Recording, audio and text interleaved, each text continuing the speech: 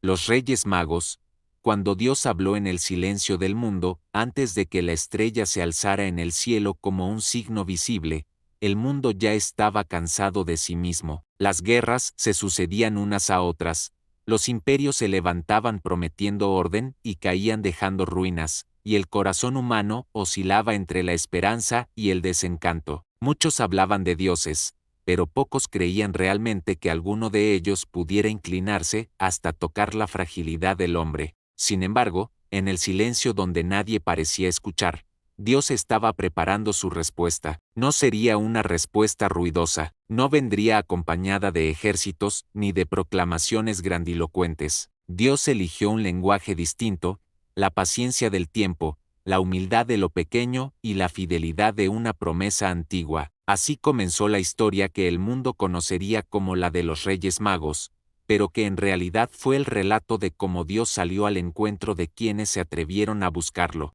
En una vasta región del Oriente, donde los caminos se cruzaban como venas que llevaban vida a los pueblos, existía una antigua fraternidad de sabios. No eran reyes en el sentido político del término, pero eran respetados por su discernimiento, su justicia y su dedicación al conocimiento. Eran hombres que habían aprendido a escuchar antes de hablar y a contemplar antes de juzgar. Entre ellos destacaban tres. El primero era Samar, hombre de cabellos blancos y manos marcadas por los años. Había pasado gran parte de su vida observando el cielo nocturno. Para él, las estrellas no eran dioses, sino señales. Sabía que el universo tenía un orden y estaba convencido de que ese orden hablaba de un creador que no era indiferente a su obra. El segundo se llamaba Kedem, intérprete de antiguos escritos. Conocía las profecías de Israel, las oraciones de pueblos antiguos y los relatos transmitidos por generaciones.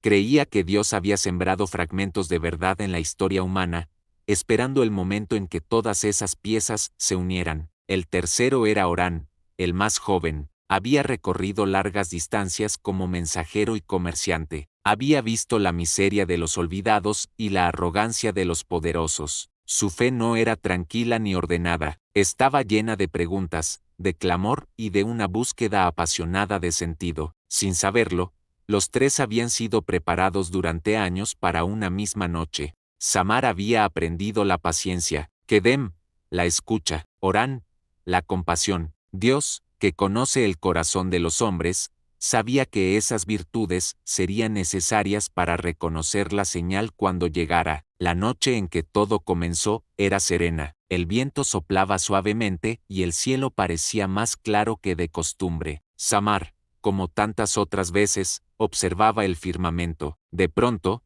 una luz desconocida llamó su atención. No seguía el curso habitual de las estrellas ni se comportaba como los astros conocidos. Esto no pertenece a los ciclos comunes, dijo en voz baja. Esto es nuevo. Llamó a Kedem, que acudió con un rollo de pergaminos bajo el brazo. Al alzar la vista, su respiración se detuvo. Las escrituras hablan de una luz que surgiría para las naciones, murmuró. Una señal de salvación. Orán se unió a ellos poco después. Al ver la estrella, sintió algo que no supo explicar, una mezcla de temor y alegría. Si Dios está hablando, dijo, no podemos fingir que no lo escuchamos. Durante horas permanecieron en silencio, contemplando. Cada uno comprendía, a su manera, que aquella luz no había aparecido para satisfacer la curiosidad humana, sino para provocar una respuesta. La decisión de partir fue tomada en oración. Sabían que el camino sería largo y peligroso, pero también sabían que permanecer inmóviles sería traicionar la verdad que buscaban. Eligieron dones que expresaran su fe. Samar tomó oro, reconociendo la realeza del niño que esperaban encontrar. Kedem eligió incienso, como signo de adoración al Dios que se revelaría. Orán, tras una noche inquieta, escogió mirra, sin comprender del todo por qué ese don amargo lo atraía. Partieron antes del amanecer.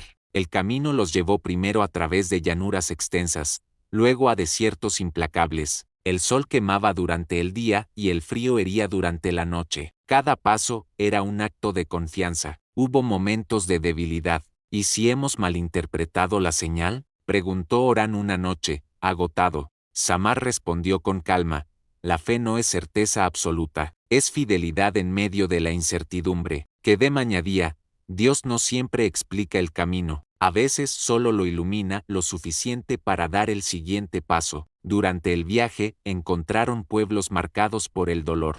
Samar observaba en silencio, Kedem reflexionaba, Orán compartía el pan con quienes no tenían nada. Si el rey que buscamos es verdadero, decía, su reino deberá comenzar aquí, en la misericordia. Con el paso de las semanas, la estrella parecía guiarlos con paciencia, a veces brillaba con claridad, otras parecía ocultarse, obligándolos a confiar más allá de lo visible. Finalmente, llegaron a Jerusalén. La ciudad estaba llena de tensión. Allí preguntaron abiertamente, ¿dónde está el rey que ha nacido? La pregunta perturbó a muchos. El rey Herodes, al oírla, sintió que su poder estaba en peligro. Mandó llamar a los sacerdotes, quienes confirmaron que el Mesías debía nacer en Belén. Herodes recibió a los viajeros con cortesía fingida. Vayan, les dijo, encuentren al niño y regresen para informarme. Yo también deseo adorarlo. Pero Kedem percibió la oscuridad en sus palabras. Este hombre teme perder su poder, susurró. No busca a Dios, sino protegerse. Al salir de Jerusalén,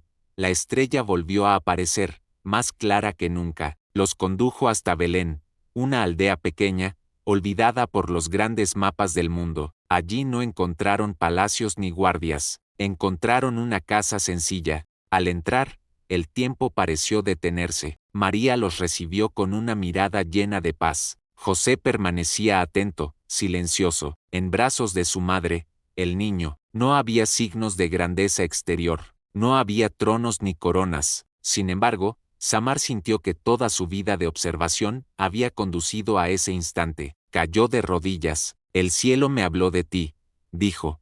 Pero es en tu pequeñez donde entiendo a Dios. Kedem ofreció el incienso. Todas las palabras sagradas apuntaban hacia este momento. Orán, con lágrimas, entregó la mirra. No comprendo el dolor que este don anuncia, confesó, pero creo que no será en vano. María guardaba todo en su corazón. Sabía que aquel encuentro era parte de un designio mayor. Esa noche, Dios habló en sueños a los magos.